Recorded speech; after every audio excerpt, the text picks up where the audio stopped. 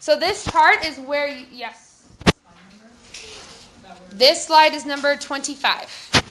Okay. And the reason why is because the 8A students were behind, but the good news is they're going to catch up today. Yay. And then we'll be good to go. Okay. So going over what you need to know for this chart. This chart is extremely important. Highlight the outside of it. Put nice big stars on it. Say must know for the AP exam. Very, very important. So this chart has been on the AP exam as an essay question almost every single year for the past 10 years. The last 3 years, it has been an essay question. It has been 2 LEQs, and it's been an essay Q, and then take a break, and it's another essay Q. So it's a must-know chart. If you will put around this chart, we're going to put the fancy words that we learned from last class. Remember, we talked about that there are things called similarities. What's the fancy word for similarities? Compare. Okay, and then what's the fancy word for differences? Contrast. Okay, so put that on the outside of this and make sure you know the similarities and the differences. We will do an entire activity next class period all about the similarities and differences on this chart and then another chart that we're going to have as well. So what we're going to do is we're going to go section by section and we're going to talk about what you need to highlight, what you need to know on this. Now the Spaniards also have notes below, so you'll have to kind of follow with me so that you know what you need to put down for the Spaniards. Okay? So as the Spaniards come along, we know the 3 Gs. That's why they're going to come here into the United States or into the Americas. But they're going to be successful due to what is known as the conquistadors. Make sure you highlight and know that term. The conquistadors are going to be the Spanish conquerors of Mexico and Peru. These are the bad guys. These are the guys that are going to come through. Are they going to negotiate? No. All they want is to have success. Okay? So there are 2 major conquistadors. That is, okay, if you will on this page, if you'll go ahead and highlight Cortez and Pizarro. The differences between Cortez and Pizarro. Pizarro is going to conquer the Incans, and Cortez conquers the Aztecs. So that's the difference between the 2. But essentially, they do the exact same thing. So what happens is you have Cortez. Cortez is a really cool guy, right? Good guy? No. Okay. Cortez is a bad guy. Cortez goes and he's going to go to the capital city of the Aztecs, which is modern-day Mexico City. And he is invited into their temple, which is the highest place in theirs. And it's very, very sacred. Anybody know why Cortez was invited up? If you've ever seen the movie El Dorado, too? They thought they were gods, right? They thought that these were the actual living people and that they had been sent and that these were gods in front of them. So they invite them to a place that normally would only be reserved for the priests. And they sit there and they talk, and the natives are like, hey, we will collaborate with you. We will work with you, blah, blah, blah, blah, blah, blah, blah. What does Cortez respond and do that same day? Anybody know what he does? He kills the chief and kills them all. Okay? So he responds with this hand of goodwill. He kills the chief, and he declares that this is now Spanish land. And then when people begin to fight him, he kills them all. Okay? So this kind of begins that reign of conquistador mentality throughout this area. Now, after this, they found what is known as New Spain. New Spain goes all the way from where the Louisiana Purchase is going to be, all the way down to the tip of South America. There's only one country that is not part of New Spain. What country is that?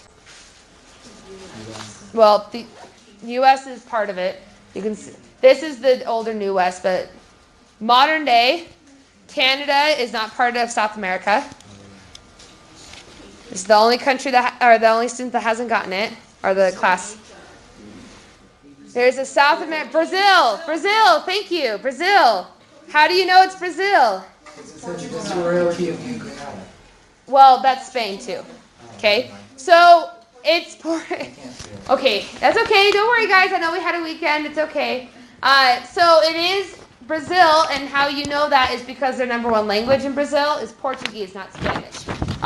Brazil was Portugal's attempt at coming into the Americas. They found it to be annoying and they decided to instead put their sights on Africa because it was much easier to colonize Africa than it was the Americas.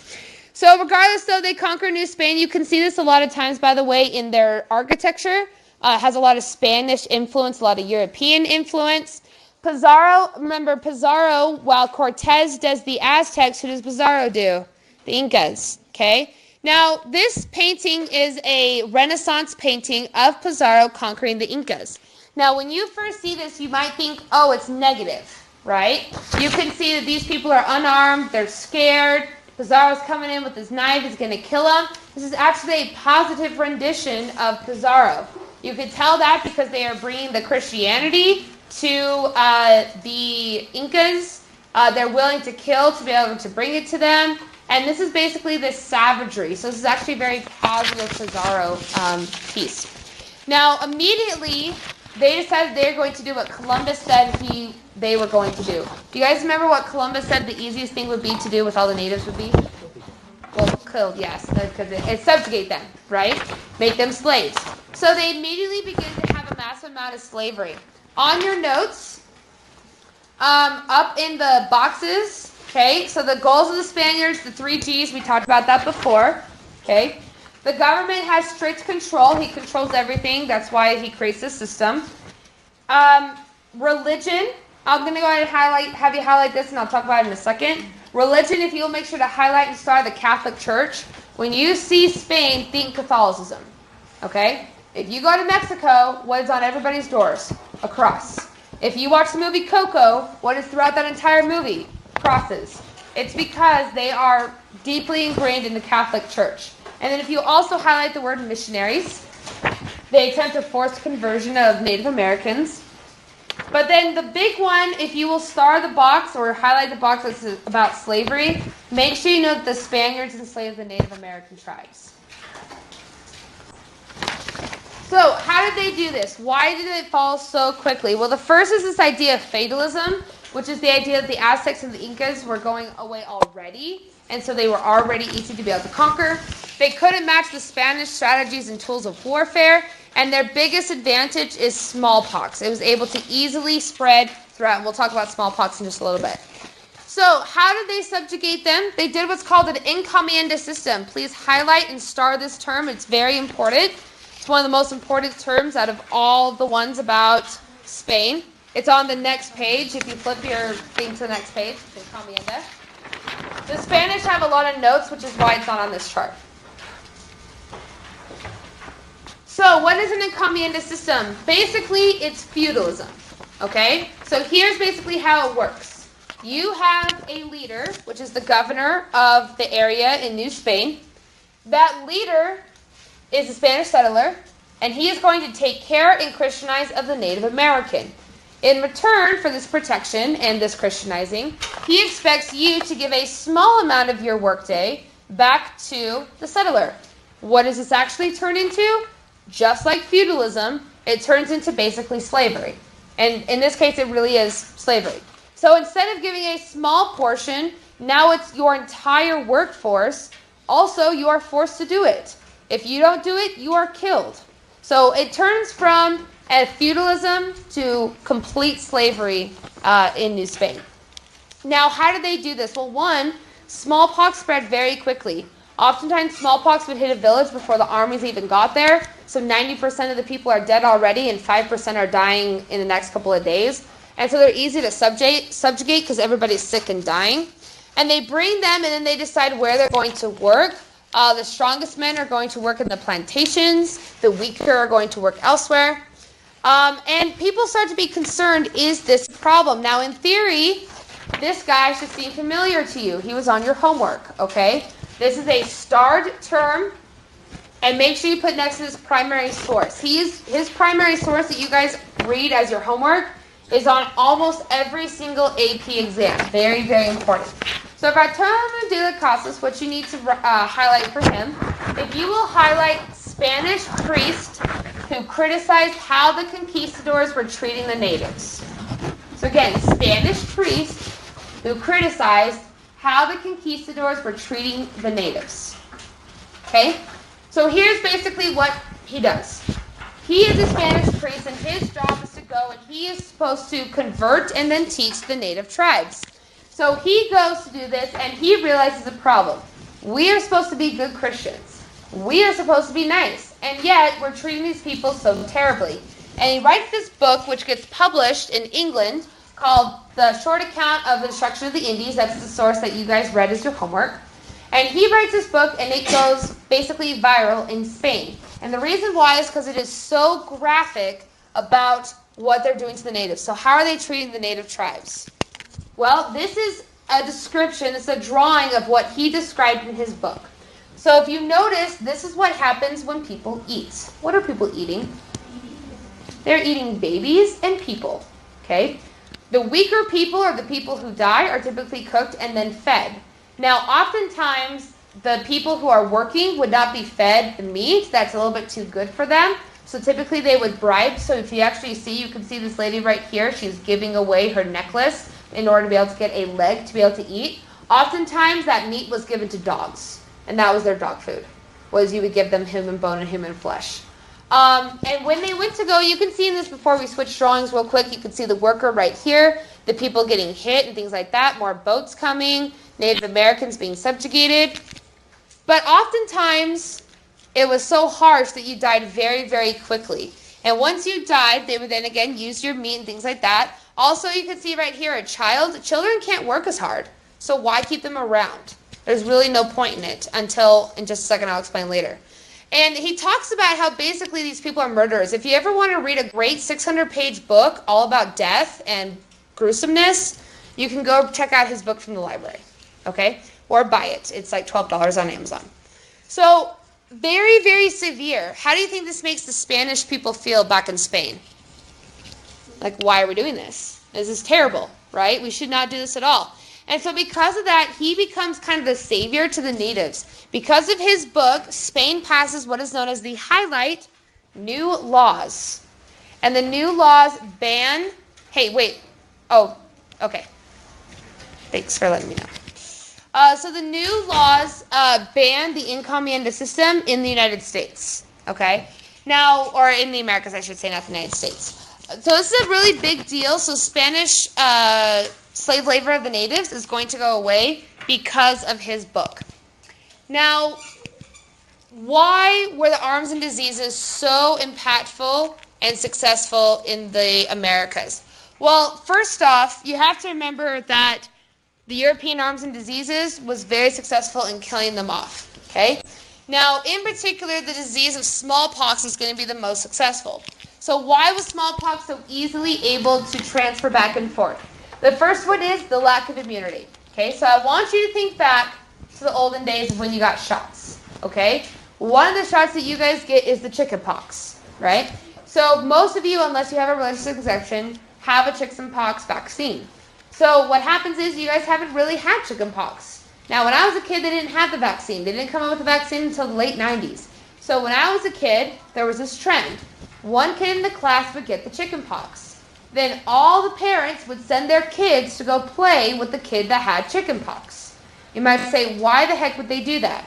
Chicken pox is more deadly the older you get. So like my husband's grandparents got the chicken pox at 50 years old, and they were hospitalized for about a month and a half. It's very, very deadly when you get it over the age of 10. So, yeah. Doesn't it turn into like shingles or something? So what happens is the older you get, it's the chicken pox. The thing about shingles is that you get this virus in you. So 1 in 3 people that are older have shingles in their system that they don't even realize is actually there. And then shingles manifests itself like 20, 30 years after you've had it. And that gets you really sick and people die from shingles. So you can die from the chicken pox itself. It's kind of like getting strep throat. The later you get strep throat, the more dangerous it is. Or like the later you get tonsillitis, the worse it is. It's just something about our bodies and the way it works with immunity. But the shingles virus is a thing. So like I have the shingles virus that's sitting in my body. So I'm sure when I'm older, it'll be like, beware of shingles, because it does become really deadly. So if you see those commercials that are like 1 in 3 people have the virus sitting in their bodies, it's because if it manifests, it can get you really sick and you become like your brain damages, because it basically fries your brain with the disease. It gets into it and it creates all mush and your gray matter goes away, and so you can't think. And it's like almost like having Alzheimer's, but you don't have Alzheimer's. because you can't remember because of the shingles virus. Yeah, good question.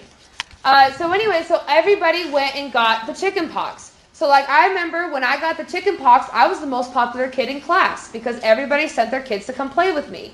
Now the reason why is because they wanted to build an immunity to it. Once you get chicken pox, it's almost impossible to get it a second time. Do the Native Americans have immunity? No, they don't have their friends, uncles, cousins, brothers, whatever, okay, that's had the smallpox. So instead what happens is when nobody has it, everybody gets sick. So a couple years ago, as in when I was in high school, the swine flu broke out in Asia. And everyone's like, oh, we don't care about that. That's in Asia. That doesn't affect us. Well, then the meat that the swine flu had been created from came over into America. We consumed it, and the swine flu broke out, and everybody got sick. And everyone's like, but I had the flu shot. There's no reason I should get it. Swine flu was its own. We hadn't experienced it, and everybody got sick. So I remember in high school for about 2 months, about a quarter of my class stayed, and everybody else was sick at home. It became a huge, massive epidemic. Okay? And it's because we don't have immunity. The other thing is the homogeneity of blood type. Everybody was the same. Now, in today's world, because of mixing of blood, we tend to have higher immunity because we know that the different bloodlines have that immunity. So we get this mix, it creates something new.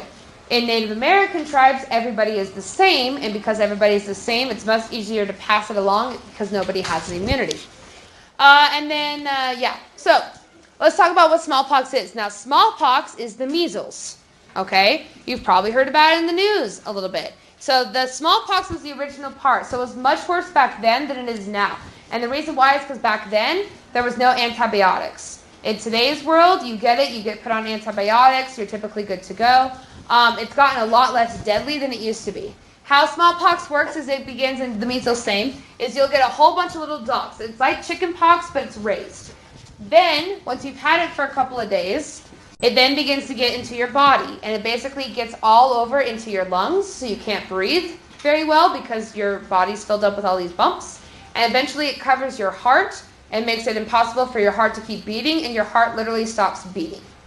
Okay? Now, back then, you could get the measles in the morning and be dead by the afternoon. The average person dies within 3 days. Okay? And there's no cure back then. Basically, it's just like the plague. They didn't figure out how you contracted it, so they put them into a deathbed and they die. And that was what you used to do.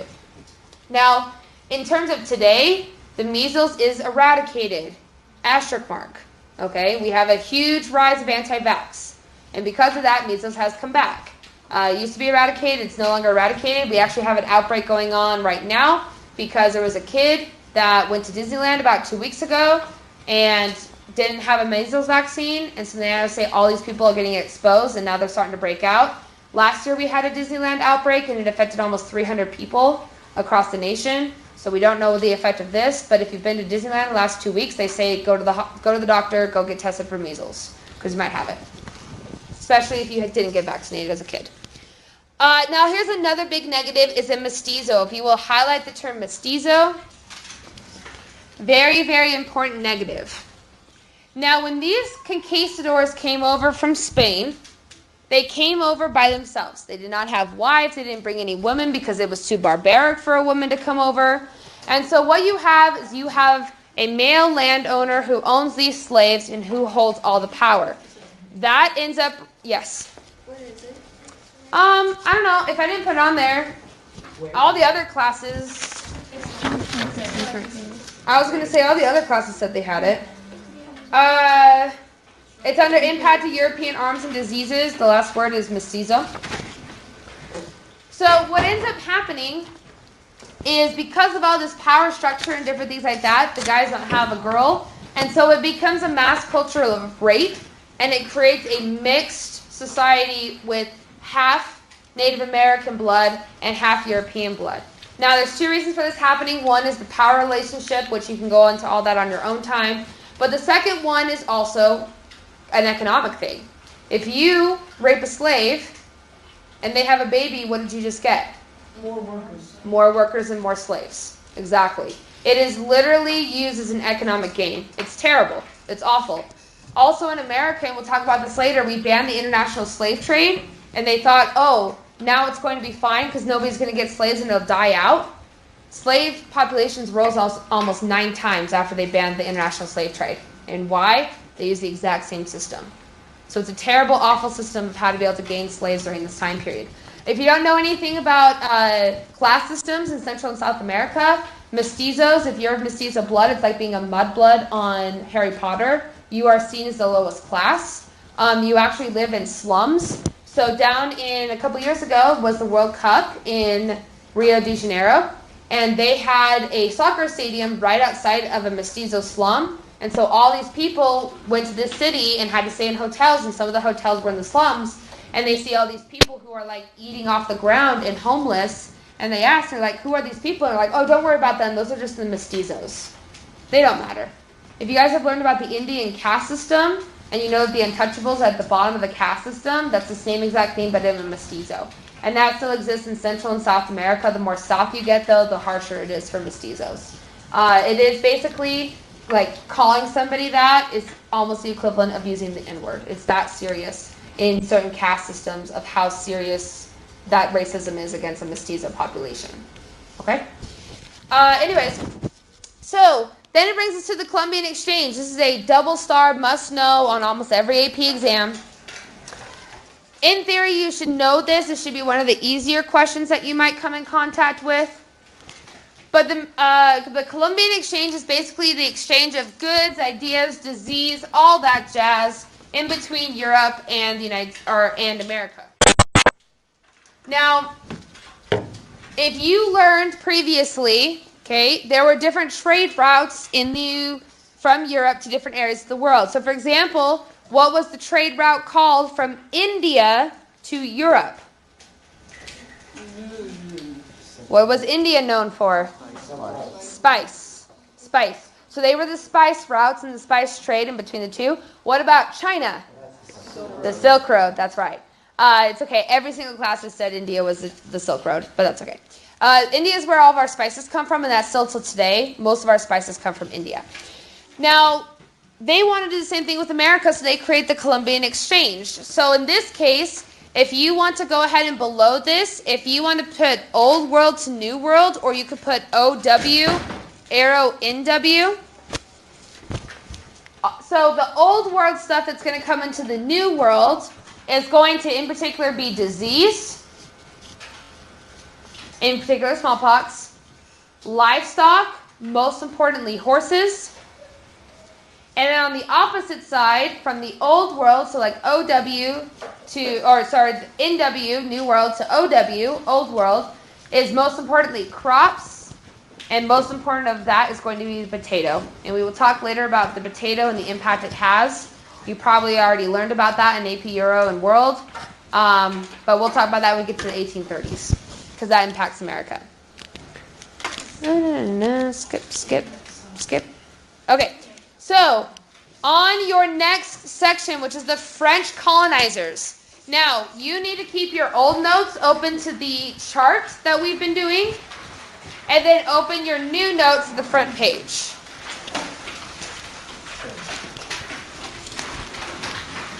So now we're going to talk about the French. Are you out of this class now? I am. Are you still going to be an A push? Did you figure that out? Yeah, I've been taking A1. Awesome. Have a good time.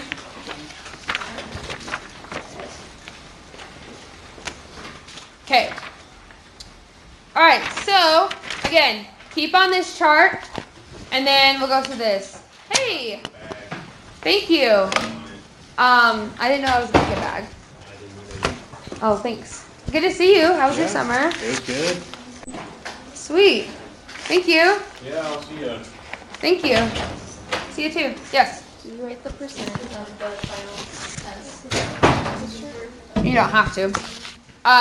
From now on, everything is the same. The AP exam says that it's anywhere between 8 and 16%. And that's for every single section except period 7. Period 7 bumps up to 14 to 20% of the exam. I'll tell you about period 9. Period 9 will come at the very end, and that one's a very small percentage. Yeah. So it should have been over there. That means that people took more than they needed, because I printed 10 extras.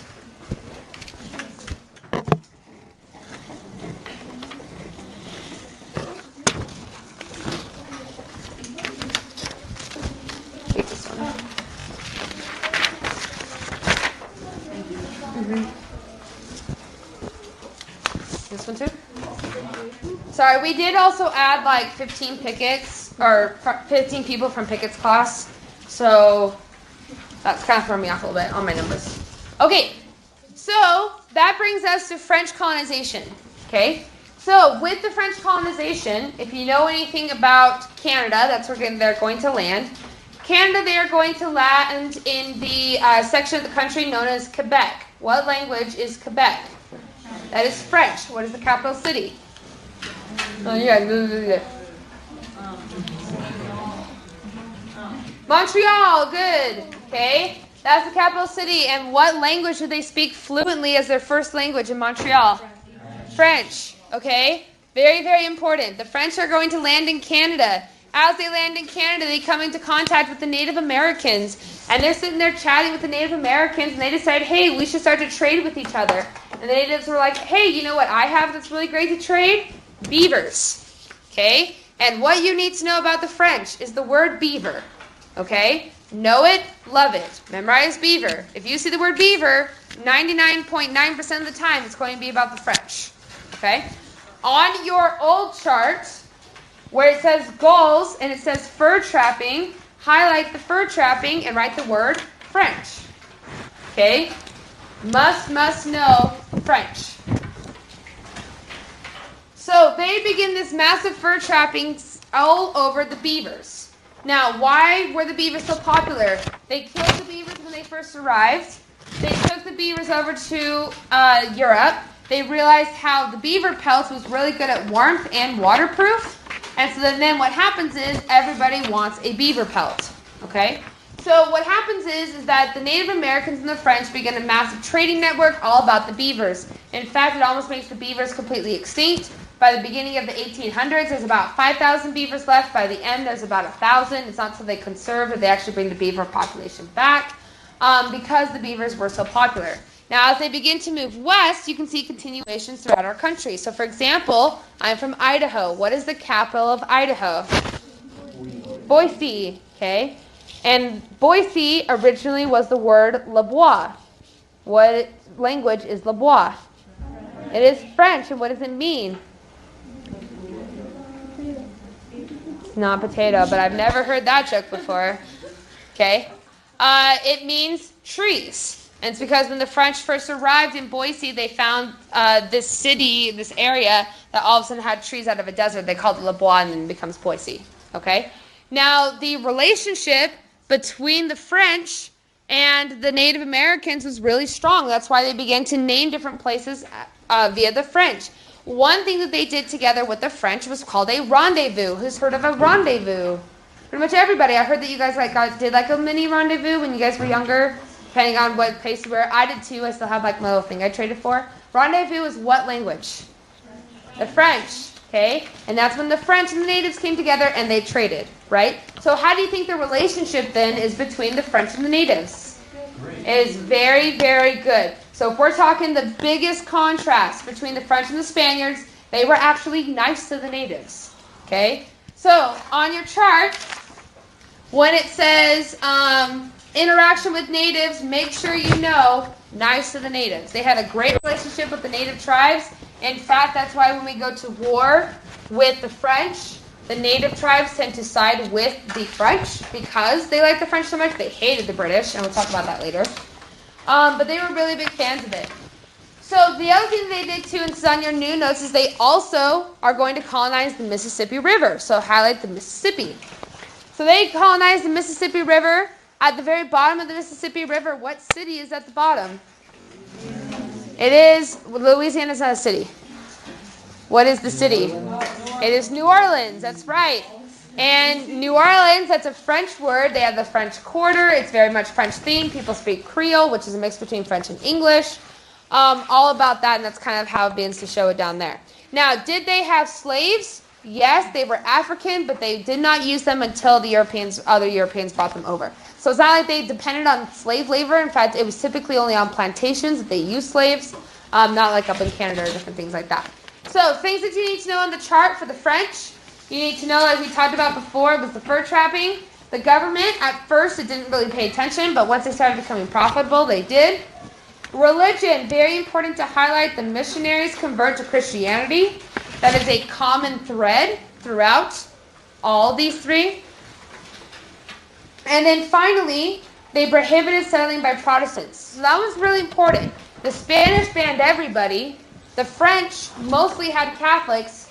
Said everybody else could be there except the Protestants. And that's the Protestant Reformation, where they say the Protestants ruined Christianity for people. Okay? And then African slaves we talked about before. So you don't need this paper anymore. You're just going to be on new notes from now on. New notes. All right, Spanish colonization we talked about before. For time purposes, since a lot of this stuff is stuff that will not be on the AP exam for you guys, we're going to go ahead and skip a lot of this and get to the fun stuff. All right, English colonization. The bulk of the AP exam is going to be on this on, okay? Because we care about the English colonization because that's how America ends up getting created. Okay, so English colonization, this wonderfully fancy, very attractive woman, Queen Elizabeth I, okay? She is going to commission that she wants to begin colonization into the Americas. So she decides to commission this guy named Sir Walter Raleigh, who also is extremely attractive, okay? And she commissions him to come over into the Americas and form the first colony.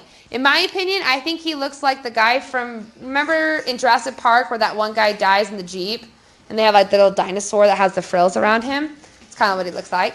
But Sir Walter Raleigh was like the CEO of a company that tells other people what to do.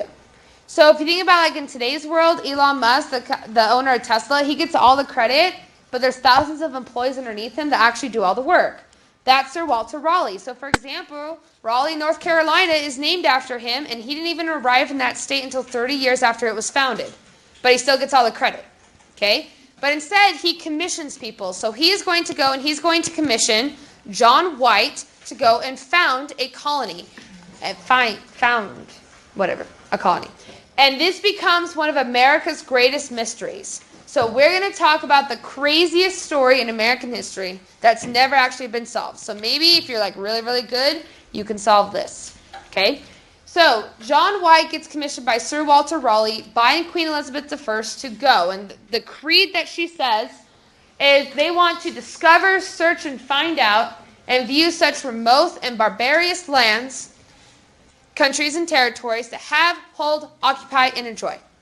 So John White, goes into the Americas. He brings 100 people with him, about 10 women, 90 men, to go and found a place called Roanoke. Okay? Now, they assume that they landed somewhere in the Carolinas, and while they're there, they attempt to be able to become successful. And the native tribes immediately come out. They come out and interact with them and say, hey, do you guys want some help? What do you think the English coloners said? Nah. You guys are the barbarians. You don't know anything. We're Europeans. We're smart. And they say no to the natives, and that creates a huge tension between the tribe. The tribe starts to steal their food. They start to ravage their crops because they say, you know what? If you don't like me, well, then you can die. Okay? So what happens is they're struggling really, really badly. Now, there is some positives. John White, along with his wife, they have a child. That child is named Virginia Dare. She becomes the official first ever American because she's the first American born in America. And she becomes this first American. She gets put into the Catholic Church. And John White is very happy, but there's a problem. They're running out of food. There's not enough shelter. They don't know if they're going to make it through the winter. People are dying. So he decides to make the commitment that he's going to go back to England. So he gets on his ship. He goes back to England. He says, don't worry, guys. I'll be back. In a couple months, I'll be back before the winter, I promise. Well, he goes all the way back to England, and when he's back in England, the day before he arrives, England declares war on Spain. And if you know anything about the way the English laws work when there's a war, what happens to all the ships when England declares war? They acquire them, and they put them into the Armada, and they take them. If you've ever seen the movie Dunkirk, you'll notice that they took and commissioned all the ships. Same thing happens here. So his ship gets taken, and he has to sit for 3 years waiting in the United States waiting in England to be able to bring food back to his family. After 3 years, The war is over. He gets his ship. He brings the supplies. And that's when things start to get super weird. Okay? He shows up and everybody is gone. Not just everybody, but everything. So let's look at the clues that he had. So first off, he said if there was any trouble with them, to draw a T on a fence post. He looks at all the fence posts, there's no T, which in theory means they weren't in any trouble when this all thing happened. Then Roanoke was completely ransacked. All the jewels were gone. All the little stashes of gold they put is all gone. And he had a chest that only he and his wife knew about. It was dug 6 feet below their house, covered with flooring, and it was completely dug up. Everything was taken from it. The chest was kept and stayed there. And that chest in today's world would be about $20,000 because of all the gold on it. But the chest was left. So all the gold and worth is gone. Both of the groups that lived in Roanoke were missing, and only one skeleton existed in the entire plot of both lands. And that skeleton had no damage to it, which means that it wasn't injured, it wasn't stabbed or shot, anything like that. It was completely fine. All the weeds were there, which means that they had been gone for an extremely long amount of time. Oh, I shouldn't have been pressing this button. My bad. Other things that happened, the word Croatoan was carved on a fence, and the word crow was carved in a tree. Remember, that is that Native American tribe that they had really bad blood with. Also, he had left a boat in case anything were to happen. The boat was gone. Every single house was gone, but the fence was intact. So what could have possibly happened? Well, there's some predictions. Maybe they left because of really bad weather. Maybe the Croatoans attacked and killed everybody, but if so, where are all the skeletons at? Maybe they joined a tribe, and they're part of the Croatoans who lived underground. There's all these different questions about whatever happened to Roanoke, okay? And for the last 400 years, nobody has known anything that's happened until a couple things. First off, in the 1950s, this researcher was excavating in the Carolinas, and he found these stones. And it turns out these stones had been written by Virginia Dare. She had wrote on the stones in Croatoan, and it basically described how they went and lived with the Croatoans and survived. And everybody loved this. The Smithsonian bought these for like $20,000. They put them into their museum. Everybody came and found it. They're like, we solved the problem, until they figured out that these were fake. And the guy they bought it from went missing, as in he was gone. Okay? So the Smithsonian buys these fake stones, and by the way, on eBay, every couple of years, people put the real Dare stones up on eBay. Last year, the Dare stones sold for about $50,000. Okay? So, don't buy Dare stones. They're fake. They're sold, by the way, I've seen gift shops sell them that say they're real and authenticized. That's fake. Okay? Please don't buy Dare stones. They're super duper dumb. There's about 50 of them. They said they found 50, which was her diaries that they said. But then this is where things get very interesting. About 3 years ago at Stanford, Stanford does what Stanford does, okay? The smarties at Stanford are always like, let's do something interesting and unique. Let's go get some maps and x-ray the maps. And so they take their maps and they x-ray this random map that was 500 years old. And what they didn't realize, because of the light and because it was old, they didn't see that there was like a weird patch right here. So they go over to the patch, and they look at it a little bit closer in the x-ray, and the x-ray shows that there was actually an item underneath that. So they're like, well, we're Stanford. We're going to go a step further, and we're going to MRI this map. So they went and MRI'd the map, and what they discovered is underneath that map, there was an itty-bitty little dot that was the same symbol that was used in forts on a map. So in theory, that means that there used to be a fort here. Well, according to North and South Carolinian history, there has never been a fort at this location, which means they think this is where Roanoke is. So what they decided to do is MIT and Stanford partnered up. They've now begun a 15-year excavation of this plot of land. It's supposed to go on until 2030, so if you ever are like, gee, I really want to go to Stanford, you can go jump on and solve the mystery of Roanoke. And basically it's 40 square miles, and all they do is they pick a spot for the week, and they dig, and they try to find stuff. And they're hoping to finally find Roanoke. So shoot for the stars, guys. Go solve it, and then you can be in my PowerPoint, and I'll put like your picture right here. Okay? So Roanoke fails, everyone dies, and now they have to actually fix the problem. So England begins the mass settlement of the Americas successfully. Now, we talked about all this before. This is just the 3Gs and different things like that. Now, from there, how are they going to fund America? They're going to do a joint stock company. Now, if you will highlight this, this is the majority of the way they fund coming into the Americas. So basically, a group buys the rights to colonize. So, for example, Elon Musk is the CEO of what company?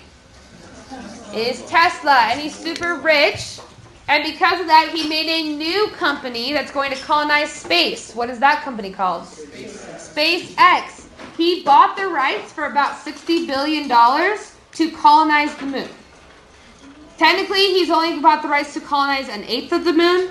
That's how much that costs to buy an eighth of the moon. But he has the rights to colonize that. That's what these do.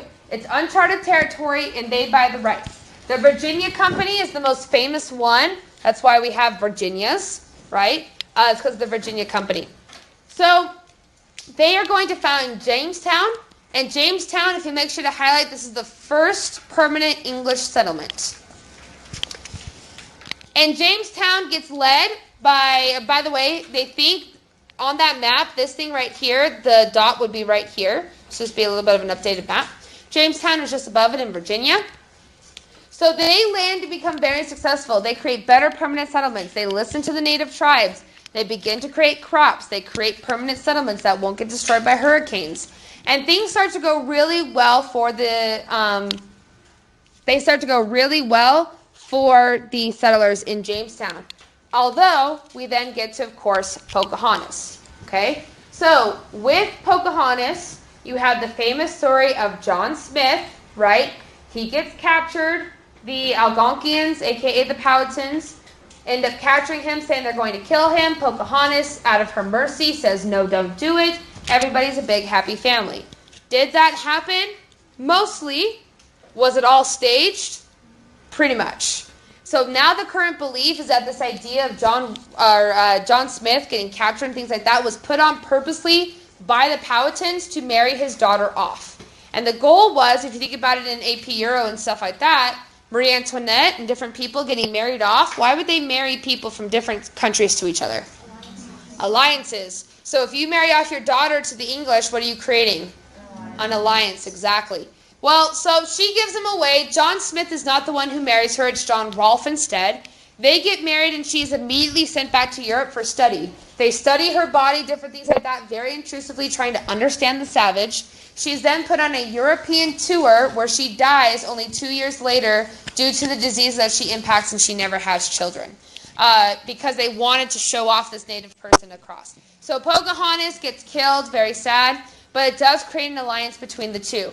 Now, this comes very important into what's known as the starving time, where it says difficult life. Right above that, the word starving time. Now, during the starving time, okay, it sounds just like what happens. Basically, they didn't prep for winter. They all start to die. About 70% of them die during this winter time. However, the Native American tribes help them, and they are able to survive. And that begins European colonization. Now, on your guys' computers, I want you to pull up the homework for tonight. I'm going to explain it, and then we can put our computers away. We have about 8 minutes, but the computers do need to go away, so it might just be more helpful to put the computers after I've explained it to you. Oops. But here's what you need to know for your activity. Okay, so for your assignment, it is a very quick 10 to 15 minute assignment. We were supposed to do it together, but we didn't get to it, so it's going to become homework. So this in-class activity and homework is your guys' homework for the day. Okay? Now, when you open it up, this is a very, very quick assignment. When you click on this, you will see 2 immigrant ship lists. One is going to go to one location, one is going to go to another. You are going to begin to find 2 very distinct differences, as in these are very, very different from each other lists. So your job is to find what are some things you're noticing in B, what are some things you're noticing in C, what are the similarities, and what are the differences. Okay? Very, very easy. You just submit it as a text box assignment. It should be done in about 10 minutes. Okay? So you can either begin it now. We have 7 minutes left, or you can put my computers away. That's up to you. You can ask me any questions that you need to.